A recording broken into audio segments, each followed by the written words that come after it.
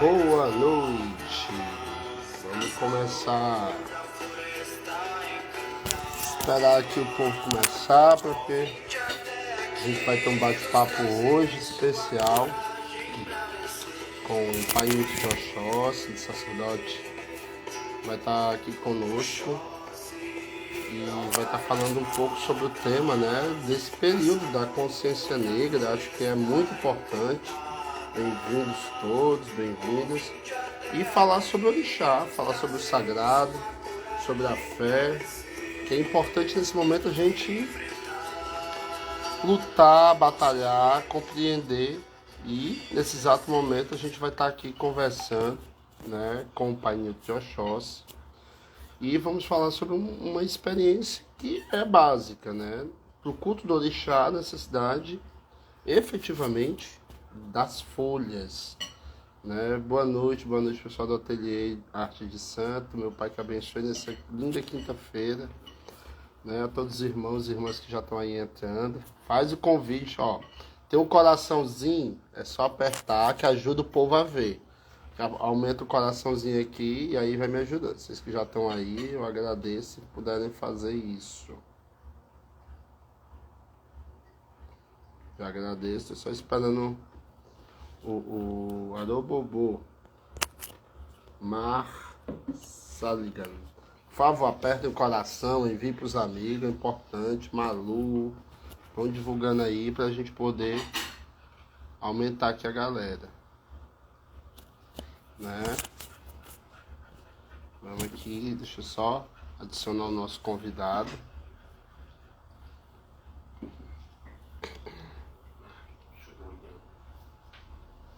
Só um minutinho que vou.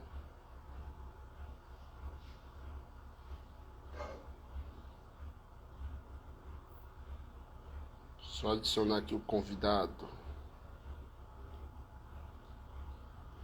Nilton, diz aí que tu tá na live porque eu não tô conseguindo. Manda aqui o convite. Tô só esperando. Boa noite, meu povo. Boa noite, Kézia. Meu pai que abençoe. Saudade.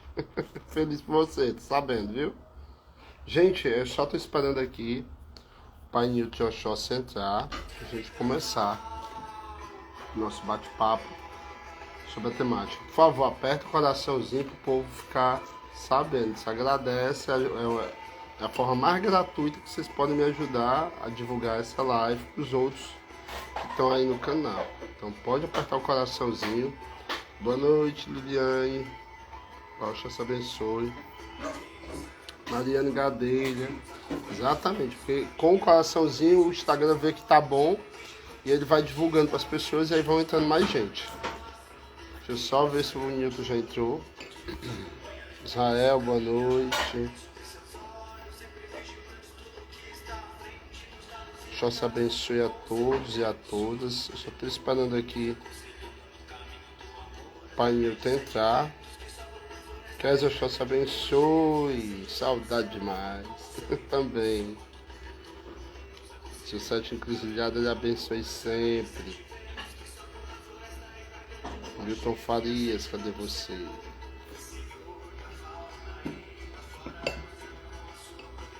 Boa noite, Wagner. Que saudade de você, moço. Tá bem?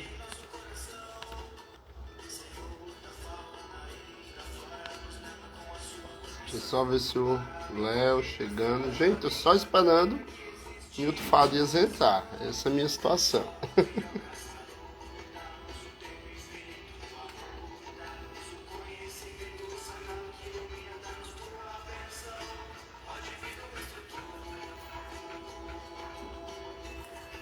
Pronto.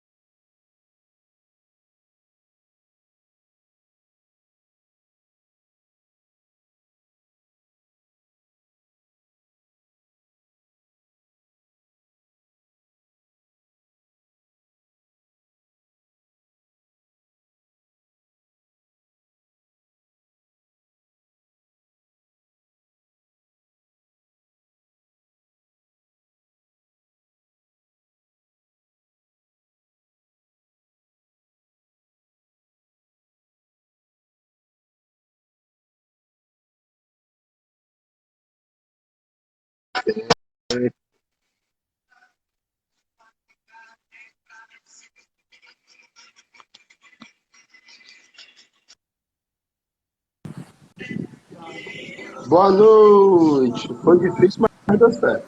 Boa noite.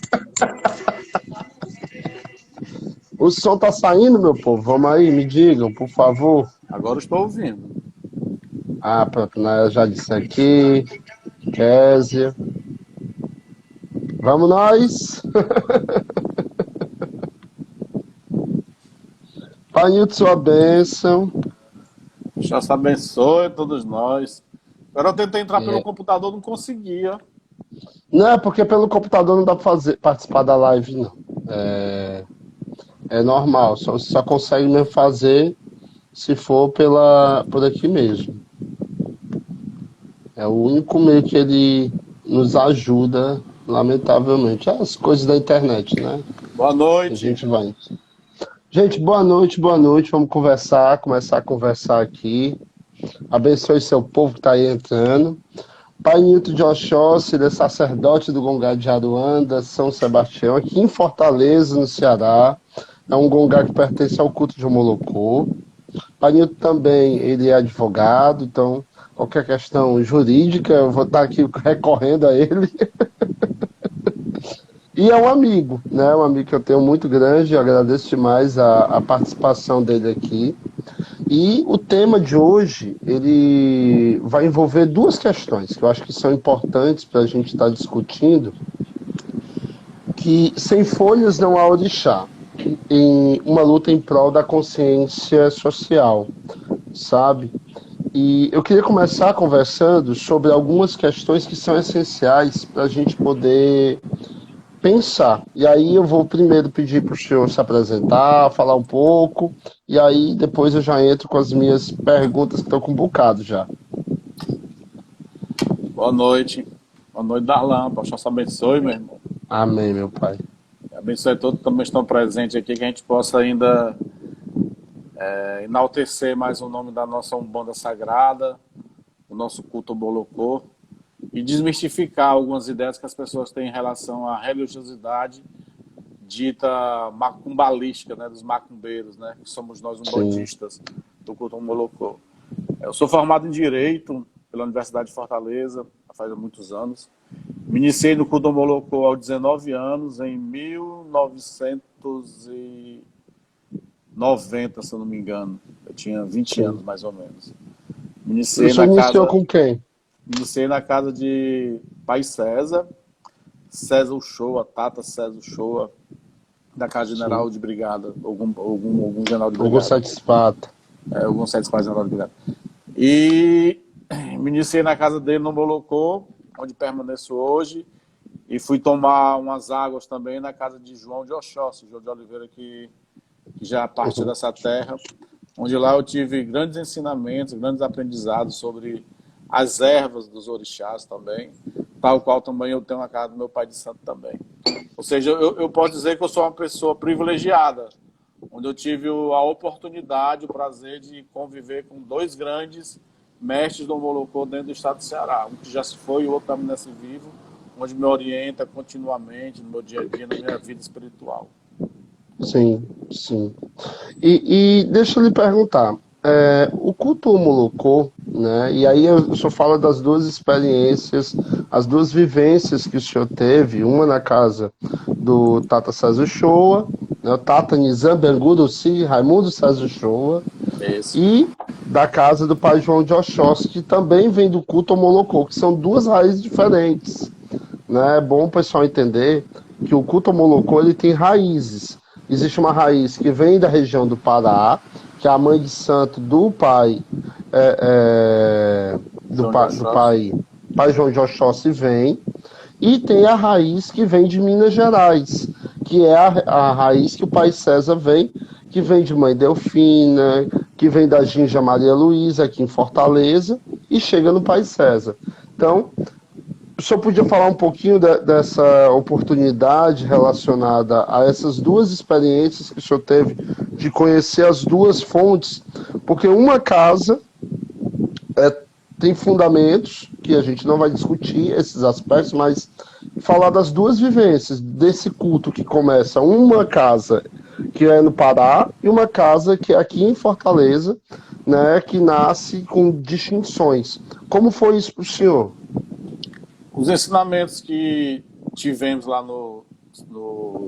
na casa do João de Oxóssi é bem distinto dos demais ensinamentos que temos nas casas tradicionais do Molocó aqui dentro de Fortaleza, para não dizer no Ceará. São coisas bem distintas, de vivências diferentes, ainda mais por conta dos tipos de ervas que são cultuadas na região norte do país com a região nordeste que nós temos, né?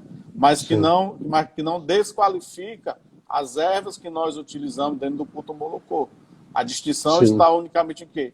Em usar as ervas locais com as ervas que podem ser usadas, que têm a mesma função energética que as ervas utilizadas nos demais rituais em outras regiões do Brasil. No caso, Sim. como foi vindo pela a mãe de santo Mona de Oiás, que também faleceu, foi vítima de Covid também. Lamentavelmente. Ela deu muito ensinamento para casa sobre o culto do Molocó, né, da sua essência do uso das ervas, aos orixás específicos, a utilização das ervas, como se deveriam ser usadas através, ensinado pelo João, como deveriam ser usadas para uso na cabeça, uso no corpo para magias espirituais e também do uso do vegetal, no caso as ervas, né? Então é uma mesclagem muito grande e é uma utilização pelo aquilo que a gente tem de vivência. Porque quando a gente fala em culto Molocó, em religiosidade, que se utiliza ervas, as pessoas só pensam naquilo que é dado ao panteão candomblé, achando que somente são aquelas ervas cultuadas lá que se podem utilizar, que as demais ervas estão fora do contexto. Isso não é uma verdade absoluta, porque a nossa fauna, né, que se fala, estou esquecendo o nome, né, ela é muito diversificada. Então, existe uma folha que ela pode ser utilizada para vários orixás. Como existe uma única folha que ela pode ser usada unicamente a um tipo de orixá. Porque tudo vai pela energia dos elementos que elas têm contida na sua força emanada como vegetal. Então, o aprendizado dentro do terreiro é aquele de muito forte que a gente tem.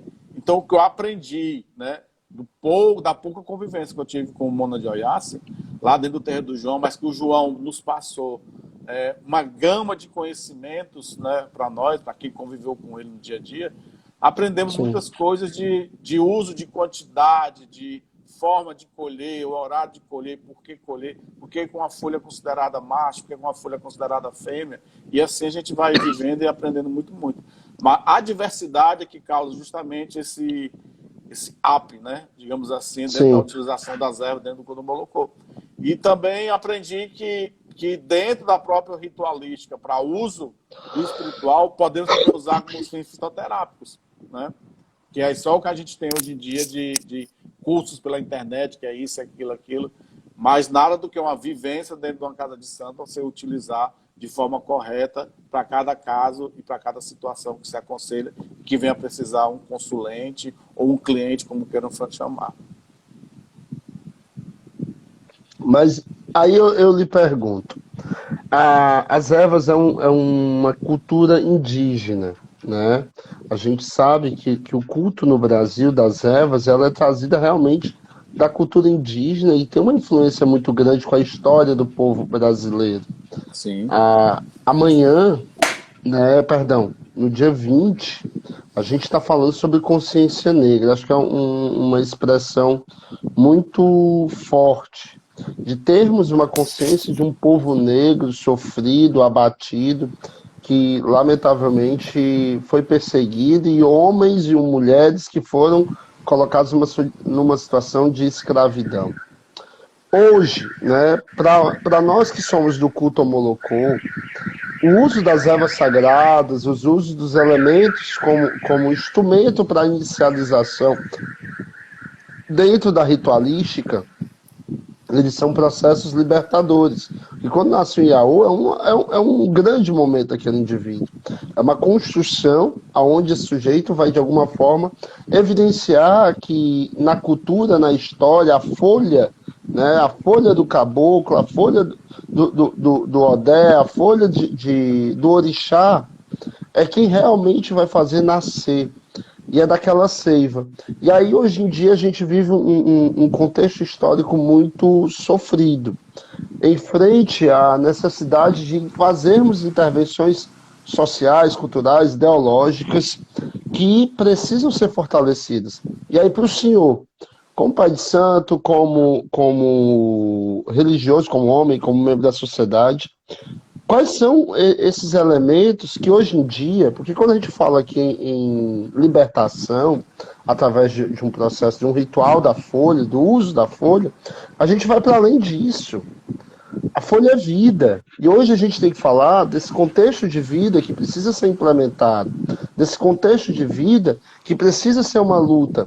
E para o senhor, como sacerdote, né, porque perseguição todo mundo acaba vivendo, de alguma forma, de algum jeito.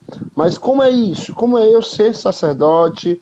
É eu ter que sair da minha casa, eu preciso apanhar folha na rua. Porque antigamente o negro pegava, estava na mata já, pegava e já fazia. Hoje é diferente, hoje essa construção é diferente. Então, como libertar isso na humanidade, na cultura, na sociedade? E como o senhor vê isso como um elemento de cura social e de luta, né? Luta em prol dos povos de terreiro, em luta em prol das necessidades sociais, luta em prol daquela construção que foi a perseguição dos povos de terreiro, ainda pela polícia que batia no terreiro, pela mãe de santo que ia fazer algum trabalho e era perseguida. Como é isso para o senhor? Bem, primeiro a gente tem que tomar por base que a erva é o elemento da natureza mais parecido com o ser humano. Porque a erva, ela cresce, nasce, reproduz e morre, tal qual o ser humano também. E a partir dessa vivência, dessa colocação, tem-se que entender que a erva é um elemento essencial à nossa vida, à nossa ritualística, à nossa história, à nossa luta como ente religioso e a nossa própria luta com manutenção do bem maior que é a natureza. Sem as ervas não existe orixá. Sem as ervas não existe comida para nós. As ervas não é unicamente o sistema de uma folha verde, mas sim dos frutos que elas podem nos dar e assim da consciência da manutenção do ser humano com ela. Porque você verificar que brigas existem até hoje por conta de terras e tudo mais, pelo plantio para dar algo a crescer ao ser humano. E essas guerras que existem, elas não param, não cessam, porque a perseguição existe, tanto racial quanto classe também. A partir do momento que a gente está numa sintonia de cultuar o elemento maior, a natureza, que são as ervas, para poder saudar e cultuar os nossos orixás, é onde se entra a perseguição. De tempos antigos até hoje, se extrai ainda para a nossa realidade. As perseguições não pararam. A opressão não terminou. Eu creio que o ser humano ainda não conseguiu enxergar a existencialidade da erva, da natureza, como um ser vivo também, tal qual o ser humano é. A partir do momento que o ser humano tomar essa consciência que a erva é tão importante, quanto o piso que você tem para caminhar, a humanidade seria um pouco melhor em relação a tudo isso também. Não sei se conseguir me compreender um pouco, né? Sim, sim. Porque a gente tem que entender que a erva ela possui espírito próprio, né? Onde ela pode ser de vibração magnética, porque ela é polarizada. O que eu quero dizer é isso, que ela é polarizada tanto pelo lado positivo como pelo lado negativo. Aí fala, Newton, erva lado negativo, sim. Erva negativa por quê? Porque se você utiliza ela de uma forma onde você não está preparado a colocar no seu ori, você causa o quê? Uma polarização negativa e pode prejudicar uma pessoa numa saúde, numa quebra energética e tudo mais. Esse é justamente a diferenciação que tem quando você entra no terreiro, a pessoa conhecer as ervas que vai aplicando para você e dá para você. Não é unicamente você entrar no YouTube, entrar em vídeo, tal, e você assim pegar aquelas ervas e pufo, e jogar em cima de uma pessoa, até a pessoa mesmo se auto-utilizar daquela erva para fins próprios. Existem as ervas universais, aquelas ervas próprias a cada orixá. E dentro da ritualística, dentro do culto, né? Porque se muito se tem uma crítica, aí eu vou abrir aqui uma pergunta importante para a gente poder pensar aqui um pouco. Pode-se fazer santo sem a menga, só com a folha? Nasce um orixá só com a folha ou precisa, é obrigatório, dentro do ritual de iniciação, né, só ter a folha? Eu acho que essa pergunta Isso aí é a que vai... é uma grande discussão até hoje, porque existem certas casas que não aceitam, existem sempre algumas casas que têm a necessidade única de somente utilizar a menga como matéria essencial para o nascimento do orixá. Mas se você puxar um pouco da história, eu não me recordo o nome de um pai de santo famoso, que era da Bahia, que ele já até faleceu, onde ele era adepto de Ossanha, onde ele não se utilizava da menga para nenhuma ritualística dele. Era unicamente a base só da seiva verde, porque ele dizia que era da seiva verde ele conseguia tirar tudo. E o João de Oxóssi, ele se baseava somente nisso, só utilizava as ervas para fim de fazer toda a liturgia, desde o alimento ao orixá, da lavagem dos ocultados, ou do altar, como se chama, até a sacralização de todos os elementos necessários, né? A gente não pode dizer que está errado uma casa se utilizar de menga, como também não está errado uma casa se utilizar somente das ervas, do sangue verde, assim dizemos dentro do culto. O egé, né? O egé verde. O sangue verde, né? No caso, são justamente a seiva das ervas, né? E também uma coisa interessante, que muita gente não sabe que existe uma plantazinha chamada milhomes, né? Que essa planta ela tem uma seiva vermelha. Então, quando se tem uma certa necessidade, a utilização do sangue egé animal, a gente pode utilizar também dessa erva. Mas tudo é o quê? É em conversa com o orixá, para o orixá estar preparado para receber esse tipo de energia, que é somente de sangue verde. Então, há controvérsia muito grande. Não está errado utilizar o sangue, no caso o animal, como também não é errado utilizar o sangue vegetal. É uma decisão e uma convivência de conhecimento do dono da casa do terreiro, do Pai de Santo, sobre a utilização dessas ervas para a iniciação dos filhos e assim as sacralizações também que ele tem dentro da sua casa. E é também assim, importante a gente pensar o seguinte, né?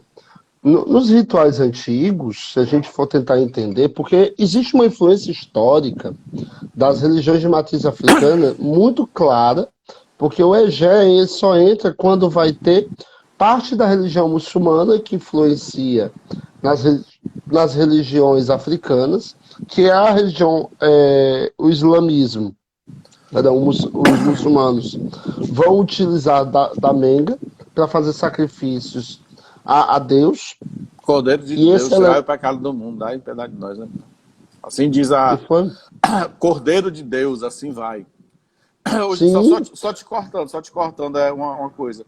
Tu falou do hebreu, dos islamismo, tal. Hoje em dia, se você vê lá em Israel, eles voltaram a cortar de novo, né, o cordeiro. Sim. Como sacrifício, onde fazia milênios que eles não se utilizavam disso. Ou seja, a própria Bíblia, ela permite a utilização disso. Então, a nossa ancestralidade, ela está batendo justamente em comum acordo que a própria Bíblia falava. Não que o Molocô esteja catequizado dentro da ritualística bíblica. A Bíblia é um elemento sagrado que se tem de leitura há tempos atrás que pode ser utilizado por todos nós. Sim, sim. E é interessante a gente falar, porque recentemente, no STF, acho que tem 1 ano, 2 anos, eu não me recordo aqui o período, houve uma discussão muito grande que chegou ao nível do STF ter que se manifestar sobre a questão do uso de animais em rituais em religiões de matriz africana. Sim. Que foi derrubado, né, graças aos orixás, que foi derrubado, mas que isso trouxe um quesito. Olha como esse ponto né? A utilização de um elemento dentro de um ritual, por ser dito por algumas pessoas como demonizado ou mal visto, ele é de alguma forma levado às esferas que não precisa. Alguém no momento já foi questionar se na Igreja Católica aquele vinho que é dado como sangue de Cristo é um elemento egé, mas é uma bebida alcoólica, que durante o ritual da primeira comunhão a criança recebe como a representação do sangue de Cristo, ou o elemento, A hóstia como sendo o corpo de a Cristo. carne, o próprio corpo do Cordeiro de Deus. Então, assim, não há um questionamento disso, porque quando você vai na Santa Ceia, ao texto bíblico, né, há essa elementação da onde o Cristo Cordeiro de Deus se dá como alimento aos seus discípulos. E os seus discípulos, em consequência a esse ato, distribuem isso de forma teologal. Se eu for um pouquinho mais a fundo, eu vou falar aqui da patrística. Quem não conhece, é uma página na história onde tem basicamente os primeiros padres, que não são os padres que a gente conhece hoje, são os primeiros a seguir a doutrina do cristianismo, a manifestar essa doutrina e a utilizar elementos como a utilização do pão e do vinho como formas reais. Para o cristianismo, e aí o cristianismo católico, a hóstia consagrada é o corpo de Cristo. Ali é o próprio Cristo manifestado através da liturgia católica. Ali naquele vinho é o próprio sangue de Cristo, que as pessoas ajoelham-se, adoram e celebram. O mistério pascal do Cristo, a missa, para quem já foi à missa, já teve a oportunidade de ir, nada mais, nada menos que é a celebração do mistério pascal, da morte e da ressurreição. Né? E isso é muito importante a gente ter essa reflexão, porque a lei nos garante o direito de utilizar o sacrifício animal e utilizar de elementos. Nossa cultura, nós somos de uma cultura aqui no Ceará da utilização de folhas pelas benzedeiras. E aí eu queria que o senhor falasse um pouco mais sobre isso. O cerne de hoje em dia, Darlan, é por conta do fundamentalismo religioso que se apregoou atualmente no Brasil, né, causando justamente essa perseguição que existe. Esse movimento que ocorreu aí em relação à sacralização, chegar ao cúmulo de ir para o STF, foi justamente por conta de intolerâncias religiosas que havia numa certa circunscrição, não me lembro se foi no estado de São Paulo, e um cidadão entrou com ação porque não queria ver aqueles procedimentos serem realizados naquela circunscrição que ele morava, na região dele. Então, os entes religiosos, né, da Umbanda, ou era do Candomblé, não me recordo, eles entraram, eles foram brigar, porque chegaram a proibir. Ou seja, era uma perseguição a céus abertos, sem respeitar a própria Constituição brasileira, que define e dá liberdade ao culto religioso em qualquer tipo de esfera que ele esteja acontecendo. Né? E em relação às demais religiões, né, no catolicismo eu não posso falar que ele está errado, que ele está correto, porque eu não sou dentro do culto católico. Entrei no catolicismo quando eu era criança, que todos nós, quando nascemos, a primeira coisa que nos faz é levar para o catolicismo, tudo mais. Segui um período tal, mas a tua fala é bem pontual mesmo em relação ao que existe hoje em dia com o uso, e não há esse questionamento. Por quê? Porque eles são criados, são feitos naquela visão sem pensar. Porque eles não querem que as pessoas pensem. Que é bem diferente de nossos cultos, os cultos afro-brasileiros, onde nós damos conhecimento às pessoas para ter a interação do porquê está fazendo aquilo. E saber por que é cortado um bicho, por que é dado a menga, o egé, o sangue para uma sacralização. Que troca energética é aquela. E salientando que o alimento do bicho que é cortado, ele é todo em prol da própria comunidade. Comunidade que eu falo da casa, onde vai se alimentar daquela carne, não se estraga nada. Nada é estragado. Então, é uma discriminação sem precedentes existentes e sem conhecimento do ato que é feito ao preparo daquilo, onde o bicho, o animal é sacralizado, sem nenhum pingo de sofrimento nem nada. Onde tem toda uma preparação ritualística, religiosa, dentro do respeito ao ser que está ali em sacrifício, digamos assim, para sacralizar e dar um bem maior para aquele que está necessitando. Sim. E aí é interessante a gente trazer um elemento muito claro, né, que é o zelo e o respeito pelo animal sacrificado.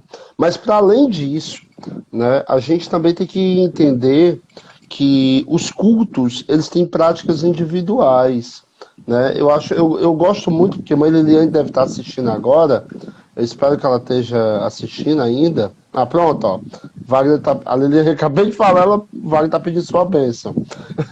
Oxalá Vou já, abençoe. vou já botar ela aqui.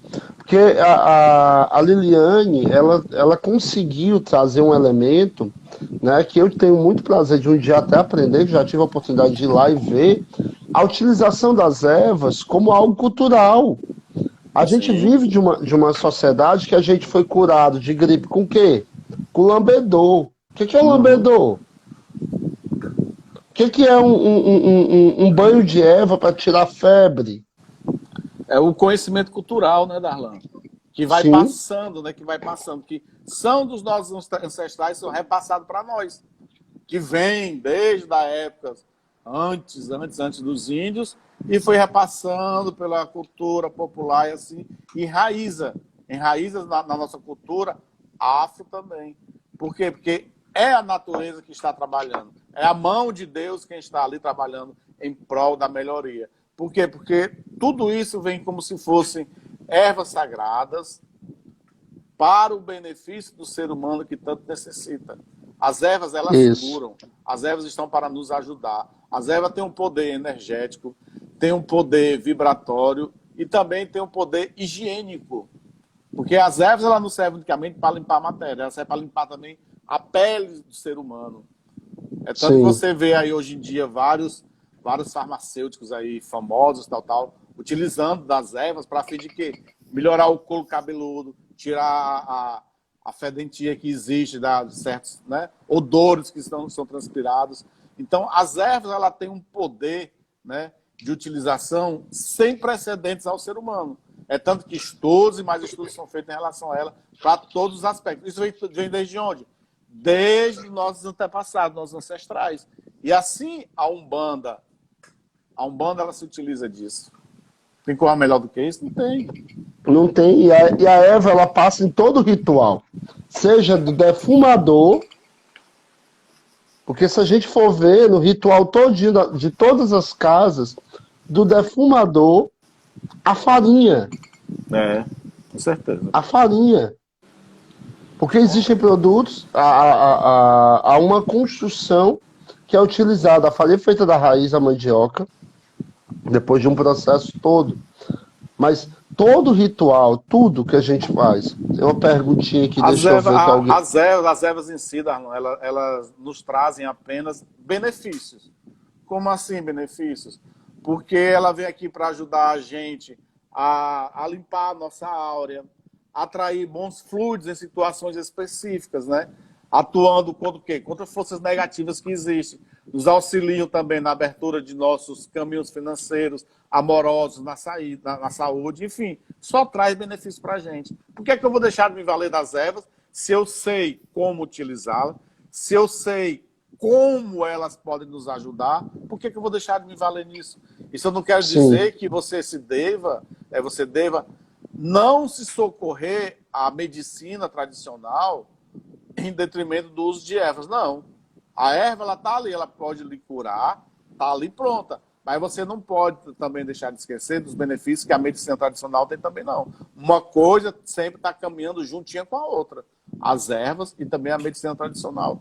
Umas ervas, ela pode resolver um problema imediato. E quando esse problema imediato ele não resolve 100%, ela está ali de uma forma paulatina, dando um segmento melhor para quando entrar a sua medicina tradicional, você ter uma resposta melhor naquele quesito de saúde. Por isso que ela traz tanto benefício para a gente. Um exemplo também de erva que pode ser feito isso é a alfavaca, né, que a alfavaca ela tem um uso muito grande na parte de respiratória da gente, porque a alfavaca a gente conhece unicamente como sendo mato, mas a alfavaca, Sim. pouco sabe que a alfavaca ela é uma espécie de manjericão, sendo é chamado manjericão pimenta, né? O sabor dela é bem forte e tudo mais, então você pode utilizar ela para fins respiratórios, de também para fazer a emulsãozinha dela, para cicatrização, tirar certas perturbações que existem na pele. É muito boa, né? Dentre outros também. As ervas também para alimento também, né? No caso manjericão. Aí eu te pergunto, né? Como que se descobriu que tal erva poderia ser utilizada para tais benefícios do ser humano? Passado de cultura por cultura, dos ensinamentos dos nossos ancestrais que nos passaram e continuam passando e são colocados em segundo plano, são os nossos indígenas, né, na Amazônia, os nossos indígenas que nós temos aqui também no Ceará, aqui nos índios tapebas, nos índios canidés. Então, nós temos muito que aprender com eles ainda. Muito, muito, muito, muito.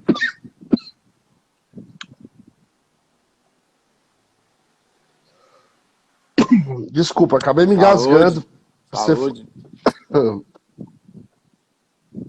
Gente, é minha segunda live hoje. Eu tava numa outra e entrei nessa. Mas vamos lá. Uma coisa que eu acho que é importante a gente pensar aqui juntos. A gente é de uma cultura oral. A cultura indígena é uma cultura verbal, ela é totalmente passada de um para o outro. Lamentavelmente, devido a essa ausência da cultura de continuidade, perde-se elementos históricos, né? Lamentavelmente, a gente sabe que há um desvaneio, né, da cultura, do que tem que ser feito, e esses elementos acabam se perdendo. Eu acho que de alguma forma, a gente tem que pensar coletivamente como trazer esses elementos para um tempo novo. Olha só, lamentavelmente, gente, nós temos algumas pessoas, mas vai ser passado para o YouTube e tudo mais essa live. Ontem, dia 17, houve um grande incêndio num dos maiores parques ecológicos do Brasil, que é o Parque do Cocó, aqui em Fortaleza. Foram inúmeros metros, eu não consigo saber quantos hectares foi que foram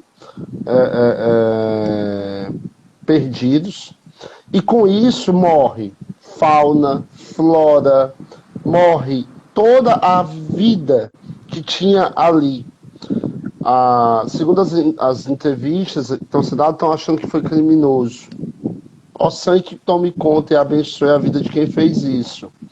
Mas uma coisa que a gente tem que lembrar, que isso só pode acontecer se nós não criarmos uma cultura de amor à natureza.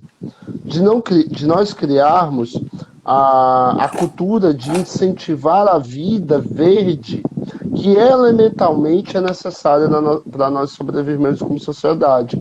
Oxigênio vem das algas, vem do verde, mas a fauna e a flora diminuem a temperatura das cidades, trazem elementos que são importantes para a sobrevivência, mantém os animais dentro dessa relação. Sua bênção, Pai Antônio. Pai Antônio acabou de chegar aí, Pai Nilton. Só nos abençoe, Tony. Né? E aí a Liliane colocou assim, e aí só para colocar, a gente precisa ficar atento ao que está acontecendo. Aqui em Fortaleza nós tivemos lamentavelmente essa cena nesses 2 dias. E estamos vendo, acompanhando helicóptero, eu moro próximo, o Nilton também do local, né? E lamentavelmente aqui a fumaça não foi tão grande porque o vento está indo para o outro lado, mas eu passei hoje do lado do local do incêndio e é triste. É triste ver que a natureza está sendo abandonada e que uma situação dessa chega a ocorrer e pouca coisa pode ser feita, né? E aí eu pergunto ao senhor, né, essa construção, essa destruição que é feita hoje com a natureza, quais elementos isso podem trazer para a vida de uma sociedade? Quais elementos podem ser pesados para uma cultura? O que o senhor acha disso? Darlan, o crescimento desenfreado das cidades, né? Hoje em dia Fortaleza já não é uma metrópole, é uma mega metrópole, né? A tendência das megametrópoles é tentarem produzir políticas públicas de contenção à destruição do verde nas suas áreas. Cultivar, proteger e fazer a cultura da consciência daquela área, da importância para uma região que se tem dentro de uma megametrópole, né? É tanto que o governo do estado, né, tenta, né, diminuir essa agressividade que existe contra o verde, né, lançando certas legislações para proteger áreas de preservação ambiental, né, tanto as APP quanto as áreas de preservação social, assim vai. E o município também entra nessa linha também. Mas estão muito a desejar ainda, porque a construção desenfreada ela tende a tirar um pouco desse verde. Enquanto a população, que é o próprio... A especulação imobiliária também, né? Enquanto a população não tiver essa consciência que é preciso preservar a área verde onde ela está inserida no seu bairro, na sua região, muitos problemas irão acontecer ainda. Muitos, muitos, muitos. Se não houver uma política pública, né, real sobre manutenção, preservação, cuidado e principalmente a manutenção desses parques que existem na cidade, vai continuar acontecendo o que tem acontecido. Invasões e mais invasões, falta de respeito, assim vai. Então é uma questão de cultura, cultura mesmo. E a gente, como de religião, que precisa do uso da folha, o que aconteceu hoje aqui em Fortaleza, com esse incêndio, é o maior incêndio em 7 anos que já teve o Parque do Cocó, né, conforme um relato até do próprio secretário, do próprio governador do estado. A gente perde muita coisa, além da vida que morreu, a vida Perde verde... a fauna e a flora. Perde fauna e flora. Mas, por exemplo, a gente não tem, hoje em dia, o pai Anthony falou, eu vivo rodeado do verde, realmente, a casa dele é num local maravilhoso, cheio de plantas. Mas é muito difícil hoje aqui em Fortaleza dizer, eu preciso de uma erva X para poder conseguir para levar para o orixá tal. Não, hoje em dia as pessoas têm que ir no interior, têm que ir num canto, têm que ir na cidade do lado. Às vezes, para conseguir um tipo de folha especificamente, se a pessoa não tiver ela em casa, plantada no quintal, quem tem quintal, né? Porque a galera hoje mora muito em apartamento, e não consegue ter essa folha, não consegue ter essa erva, e aí vai fazendo as emendas. Algumas pessoas vão fazendo emendas. Emendas que não desvinculam o orixá, porque o orixá ele é sagrado, ele é energético. Mas a gente perde o que a gente está falando aqui, que é o quê? A herança histórica de uma religião que ela é totalmente oral. Quando eu falo da mangueira, qual é o orixá que eu me recordo quando eu falo da mangueira? Eu lembro de Ogum. É algo muito comum, algo muito natural. Mas essas vinculações, elas só foram feitas a partir da cultura. Seja aqui, seja acolá, seja em São Paulo, seja no Rio. Esse aspecto aí da deficiência que nós temos, né, de transpassar o ensinamento é justamente por conta da oralidade que existe, né? Que hoje em dia ela já vem sendo menos, porque hoje em dia a internet ela veio para abrir mais os campos, tal, mas os nossos ancestrais eles só tinham esse conhecimento através da oralidade. Então, muita coisa se perdeu porque não haviam escrituras sobre os aspectos das ervas, do uso, tal. Era mais da oralidade.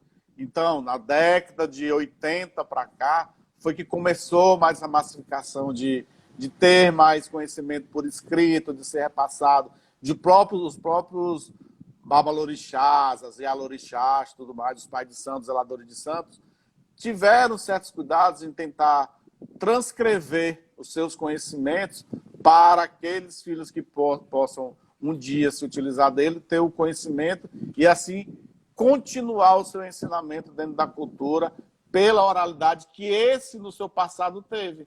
Então, a questão é muito isso, se perde no tempo quando a oralidade que não foi transcrita. Hoje em dia a gente tenta, né?